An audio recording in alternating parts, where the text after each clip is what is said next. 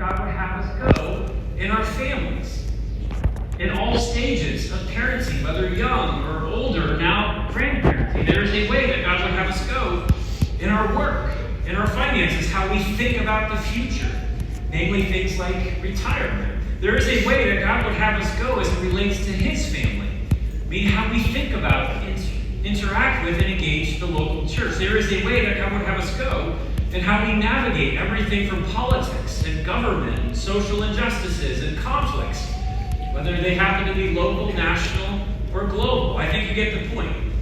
There is a way that God would have us go, but as we all know, there is also a way that the world would invite us to go. And those two ways are not even remotely close to the same. Again, this life, this side of eternity, it will feel all sorts of disorienting.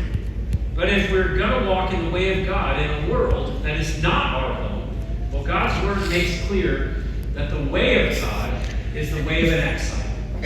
The way of God is the way of an exile. But today, we're just going to look at a few verses. Just a few verses in Jeremiah chapter 29. And what we find in Jeremiah chapter 29 is a letter. And this letter is written to Daniel and to the people of God with very clear instructions of how to live in a land that is not their home. They're now living in a land called Babylon.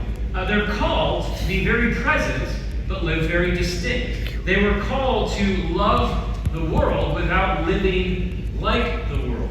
Now, if you're not familiar with the nation of Babylon at the time, it was the most powerful and most pagan nation, led by one of the most hedonistic, narcissistic, ruthless leaders in all of human history. His name is King Nebuchadnezzar. Well, this was God's message to Daniel and to the people of God living